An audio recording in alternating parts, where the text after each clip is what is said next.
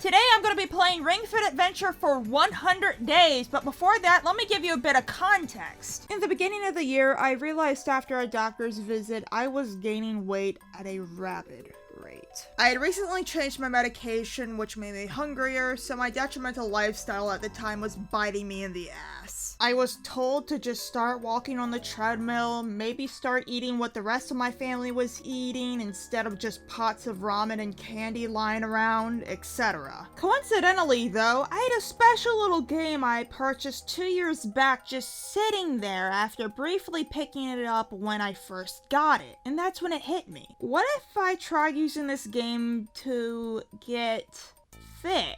Of course you know what this game is. It's Ring Fit Adventure! Released on October 18th, 2019, right in time for Halloween so you can work off all that candy weight, you fat fuck. It's one of the many attempts by Nintendo to get their core fanbase of not-so-active gamers up and moving, some of the more obvious examples being Wii Sports and Wii Fit. However, these were attempts for a reason. The games were often criticized for either having the game not be active enough or just not being fun. The goal was to fix both of these issues, make people actually want to exercise instead of forcing themselves to. Have it be like your average video game, but make you burn off those calories while playing. So the game was born, getting critical praise and being one of the most bought games on the system with over 10 million copies sold, which makes sense considering the game was released right before...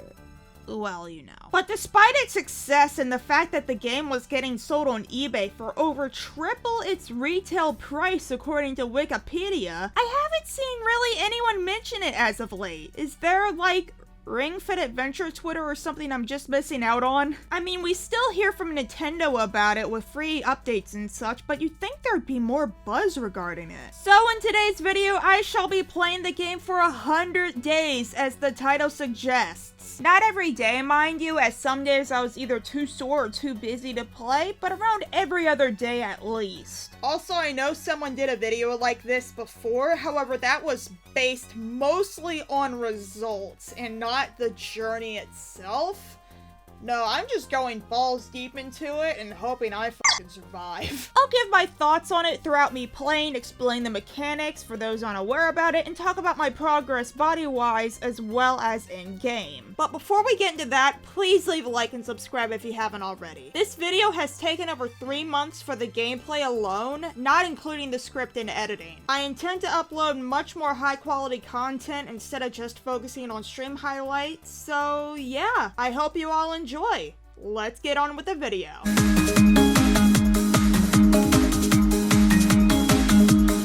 So before I can really go on about how my time was spent playing this game, almost daily for 3 months, I want to give a quick synopsis of the game, mostly its mechanics and story. See, what I didn't realize before starting this game is that the game automatically titles your character to the Nintendo Switch profile you choose, and I was playing on my streaming account, because I forgot about switching, so yeah, my character's name is Streaming, in case you were confused about it. Anyways, you're on a jog and find a ring. A voice tells you to help it out, but uh-oh, you just released an Iron Puppy Dragon on his way to become the strongest in the world at any cost. Also, if you couldn't tell, I'm using Game Explain footage here because for whatever reason, I forgot to record the first few sessions of my game. Lol. Then that ring comes to life and tells you, uh-oh, you done goofed, and that dragon's name is Dragox, and you two team up to save the world. Basic video game stuff. Now, let's talk gameplay. Each session starts out with Tip talking to you, or at least him on the screen, and depending on your options, asking you if you want to change the difficulty of your game. Of course, your first encounter with him is mostly just the game trying to estimate what level of exercise you'd be good with, but it doesn't come up again. Afterwards, he asks you if you'd like to do a stretch before playing, which of course you'd want to do, however it also gives a little EXP bonus which is pretty helpful in the early game. Now the best way I can describe this game is if Pokemon Snap's level system met an RPG, then proceeded to take a health class. You walk in a linear path because obviously it would be a bit difficult to implement otherwise in a game where you're meant to actually be running, unless it was like VR or something. You can stretch out the ring con, which is the controller accessory for the game if you couldn't tell, to pull in items or push in the ring con for a puff of air to come out, being able to break things like boxes. Let's talk battles now. There are many types of enemies, which while you don't unlock the advantage immediately, you can defeat easier by using the correct type of attack. These 4 skill types are arm,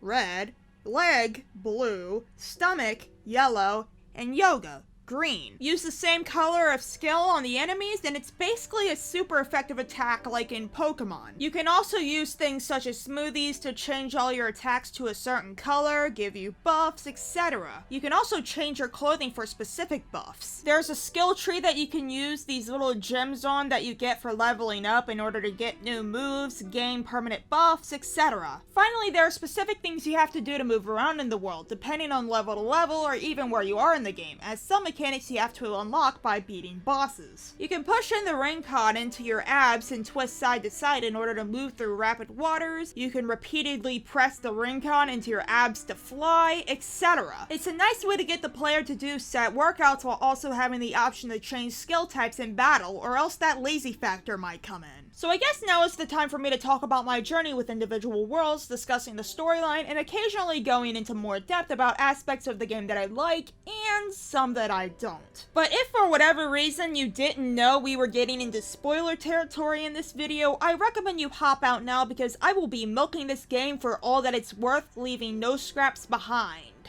Are they gone now? Good. Let's begin. The first world, quite literally called in the first place, is the tutorial world, giving you a basic understanding about how this game will go. You don't have any special abilities yet, just a few basic moves and your own wit. Now, from this until I believe the 5th world, I pretty much completed the worlds all in one sitting. I didn't know how long the main story would last, so I thought at first I could breeze through it in the first 2 weeks or so. In case you're wondering, it took me 60 in-game days to beat it. That's not an exaggeration. I feel like death itself. But anyways, it gets you into the loop of things. Beat the main courses, fight Dragox, he runs away after you beat him, the cycle repeats for every world onwards, basically. At this point, I was barely doing any activity, and I still felt like I was dying. I was absolutely miserable in the beginning of my journey, but I kept going, knowing that I had a really good video idea I could capitalize on. The second world is the Land of Night, which, as you can probably guess, has the whole theme based around only being at night. The worlds are usually themed like this, nothing more than a different skin. There are exceptions to the rule, but I'll get to those eventually. You discover that Ring has 5 different main powers he's aiming to get back somehow, which will come into great use for you. Actually, you get your first one here, the mechanic I mentioned to you before about different colored skills doing more to the same color of enemies. While this world still does the same format as the first world, it introduces 2 new things: chests and minigames. Chests are something you can either find on the overview map or in the levels that you squat to open. They can, as you can guess, hold loot that can either be as awful as a smoothie or as lovely as a new piece of clothing. The latter addition is minigames, which are little fitness games you can play for prizes, normally once you get a score ranking of B or higher. I will be doing my own little ranking of these minigames later, as there are a handful of them once we get all nice and comfy. Let's move on to the following world, a shining jewel from the heavens. Now this one introduces one of the biggest aspects of the game, the town. You know where I'm going with this. You can buy and sell ingredients to the shopkeepers along with purchasing pieces of clothing / ingredients. However, the town also allows you to now take side quests, which are things you can do for many different types of rewards. But let's take it back a bit. What are ingredients and what are they for? Well, there are many types of them. Some are required to purchase types of clothing. However, majority of them are ingredients for smoothies, which, if you can recall, buff you in many different ways. You make them just by squeezing the ring con, so it's not really that complicated. This is actually the power of rings you get from this world, the ability to make smoothies. Other than the new game mechanics, there's not much to write home about in a lot of the beginning worlds. A lot of the later ones rely on gimmicks or the story as a whole to keep you interested, and while in retrospect the original ones are quite dull, they do their job of slowly rolling out these features for you to have fun with. Speaking of dumb gimmicks, the next world is called the Nation of Sparta. Nintendo, you're not even gonna get a pity laugh out of me for this one. In what world did you think that this pen was okay? Anyways, These are the Spartans, who are totally not based on any real-life warriors, that basically put you through boot camp in order to be able to cross the river, which in reality all you need was your third power, the ability to row over rivers. You press the ring-con into your stomach and twist from side to side in order to row. I suppose they also introduced warping, which is needed for larger worlds in order to either get around easier or have many different sub-areas. Slowly the plot starts to thicken in the following world. Dragox versus the Four Masters, which, as you can guess, Dragox is facing off against these characters that are based on each different skill type. They make you go through different trials based on the skill type they are. Allegra is the Leg Master, who can crush me with her thumb. Armando is the Arm Master. Abdonis, who is the... Wait, I just realized all their names are fucking puns. God damn! Who is the Master of Abs. And Guru Amanda, who surprisingly isn't based on any particular skill, just a balance between the four of them. I'll dissect their characters later, but you know what I wanted to talk about now? How this fucking Dragox Stadium almost killed me. Holy fucking shit, I hated it. It was all fucking squats. And not just brief ones, they were holding squats. They're trying to kill my calves.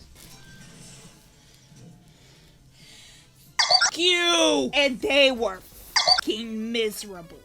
I was sore for goddamn days, and I cannot forgive Ring Fit Adventure for that shit. Fuck you. Okay, so now that I've gotten that out of the way, they all get captured and sent to the next world, the Shrouded Land. This is what I'd like to call a boss world, where the majority of stages are just boss fights one after the other. You have to defeat the Master's little pets in order to move forward, which, I mean, I'll still take that over the hell that is Dragox Stadium. Also, they're controlled by the big, mean Dragon Man, if you couldn't tell, and they stay that way for, like, basically the whole rest of the game. Well, we've got a long way to go, so let's go ahead and discuss the many mini games featured here. I'll be making a tier list of sorts for each of them based on my personal enjoyment, so please don't get butthurt that your favorite one got sent to D tier. Starting from the top, we have my favorite mini game, Thigh Rider. It's simple, it's basic, doesn't involve too much movement, and in fact you need to sit down for it. You put the ring con between your thighs and squeeze to jump. Just good old fun. Next, in A tier, we have Bootstrap Tower. Not too much movement needed either, just squeeze the ring con, fling it downwards, and release to fling yourself upwards. I don't really know what makes this so enjoyable to me, other than the fact that it's satisfying to get a bunch of coins in a row. Following that, we have Robo Wrecker. Turn the ring con from side to side and squeeze in and out to hit the robots. Basically, it's whack-a-mole with extra steps. In B tier, we have firstly, Arrow Shoot. Pull out the ring con above your head in order to activate a parachute and lean all around you to move the way you wish. It's fun, just not much to say about it. Next, we have Smack Back, which is way too simple for my liking. Just swing back and forth to hit objects flying your way. That's it. It's nice, but the controls can be a bit odd at times. In C tier, we have quite a few games. Squat Goals, which you squat to charge power and release to jump. Core Crusher, which you can press the ring con against your abs and twist to hit the enemy. Crate Crusher, which you can use the ring con to aim at boxes, pressing in to hit whatever's in front of you. Finally, we have Bank Balance, which you press the ring con against your abs and lean from side to side to get coins while walking. All of these are tolerable games, however have the fatal flaw of being a bit of a struggle to control. In D tier, we have Dreadmill, which you run to move your character forward and jump over obstacles. Pretty bad controls, it just doesn't feel good to play in my opinion. We also have Glutting Gallery, which you lean from side to side in order to avoid obstacles and get coins. This one kept on fucking up for me during one mission, which was the first and only time I have ever quit due to pure fucking rage. So at this point, I've basically stopped recording footage for this game because I think I have plenty, but I wanted to record this because this is the most frustrated I've gotten at this game. It's so precise and it pisses me off so much. God, this looks so easy. Go! Right? You just move. Just go like this. You know, you just cannot, under any circumstances, get the gold coins. Now, it doesn't usually get... See? See? You see how he completely turned over? and it's still And finally, in E tier, the worst of the worst, we have Squattery Wheel. What a load of horseshit.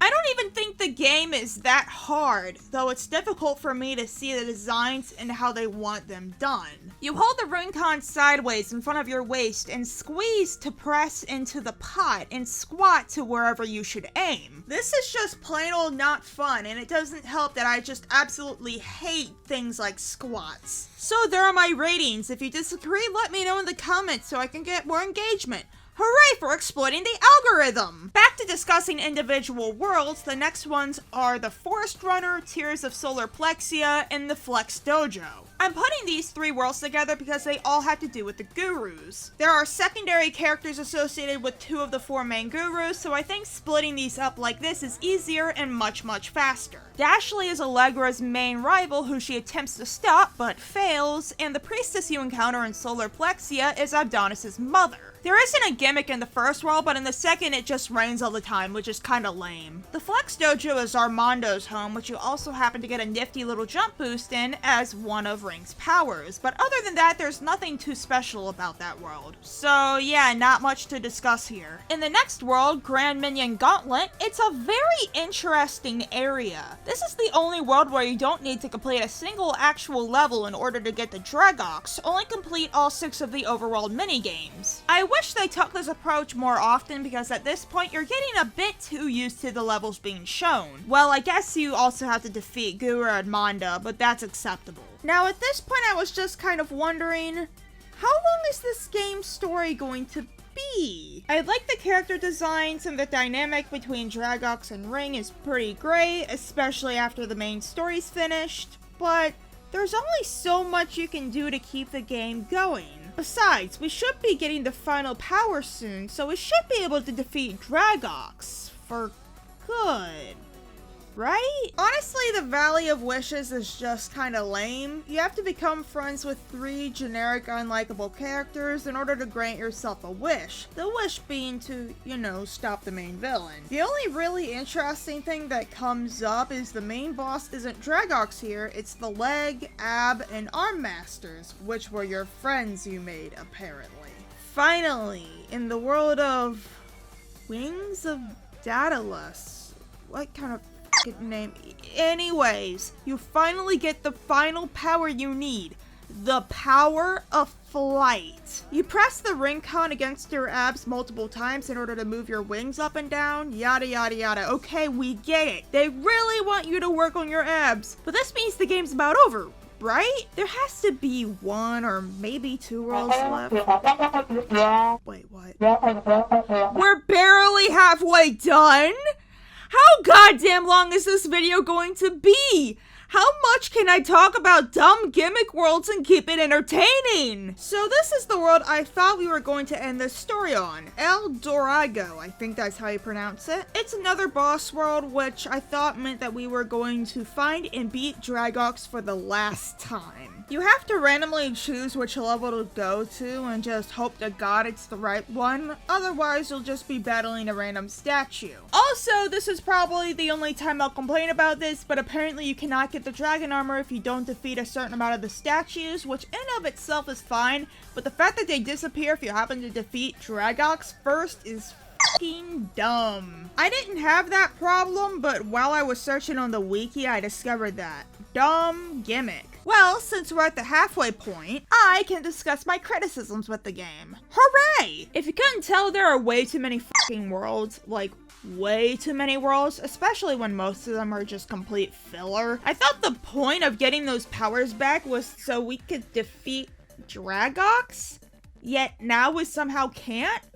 What kind of sense does that make? Also, some of the level design choices are just absurd. I've already mentioned that one Dragox stage with all the squats you have to do, but this is a reoccurring theme. Also, why do you want us to constantly stop playing the game? I know that's a thing with a lot of modern Nintendo games, but this is an exercise game. Maybe remind us to rehydrate, but for the love of God, let me get through my exercise routine in peace. Also, the way calories are counted for certain exercises don't really make too much sense. Like, shouldn't they constantly be going up for something like chair pose exercises?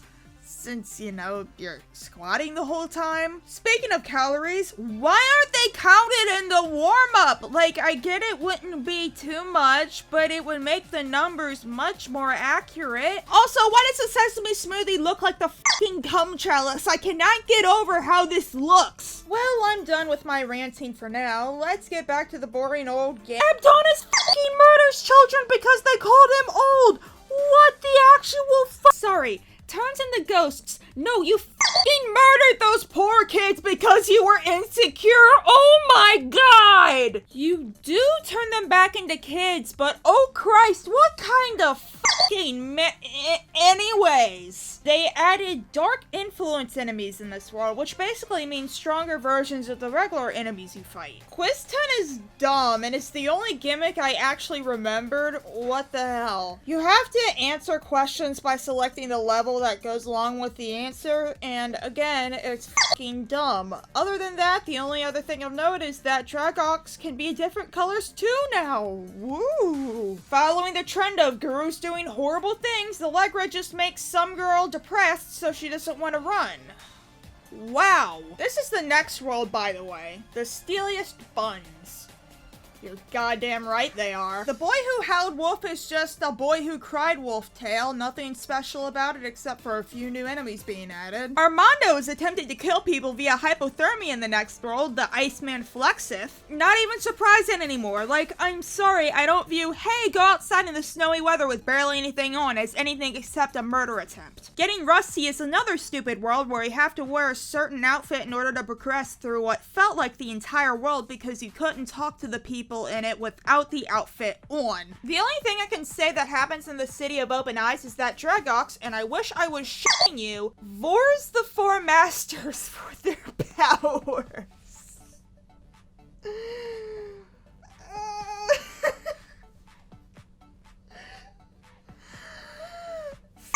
Me.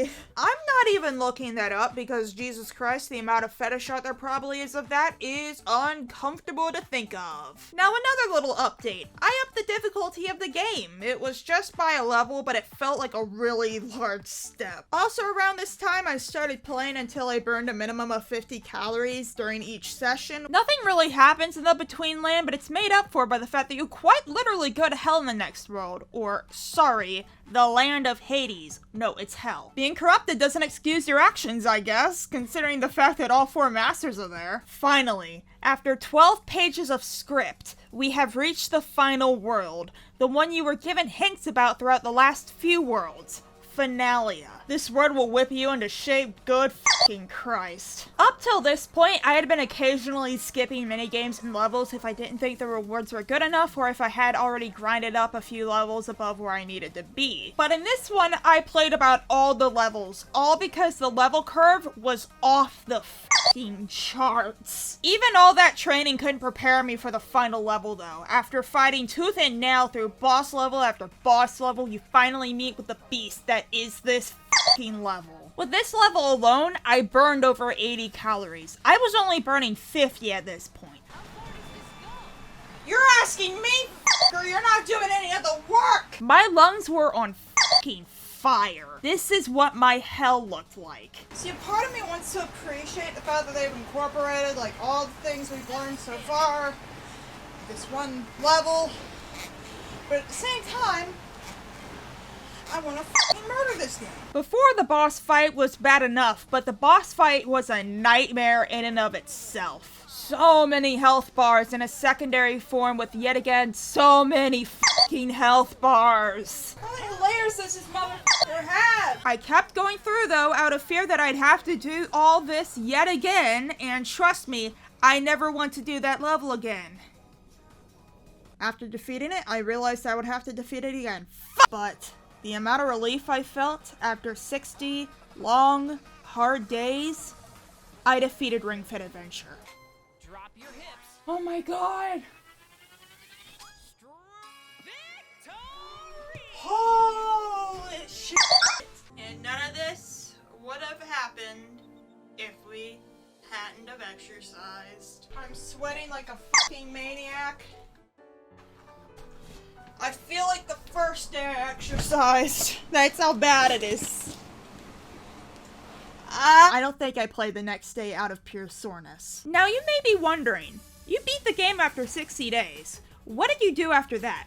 Well, dear viewer, I will tell you what I did. I went back through all the worlds and did all the levels and missions I had not yet done. I actually had ended up 100%ing all the original 23 worlds before those 100 days were up. But what were past those 23 worlds? Well, the disappointing answer to that question is mirror worlds. The enemy scaling is upped in order for them to still remain a challenge while at your high level. And the only real difference is that they sell better versions of the armor they sold you before, and that there aren't any missions/quests in these mirror worlds. I eventually made myself burn 75 calories a day, but other than that, there isn't really much more to say about the game itself. I didn't play any of the main menu games or scheduled workouts, so maybe if this does well, I'll tell you all what I did for 200 days. There's still a decent amount of content to go in the game, so I might be able to stretch it out that far. And even then, I can still make a new save file to play on after I 100% my main one. It's kind of strange to think about how much my life has changed since I started this challenge back in February of this year. Not even really with my health, just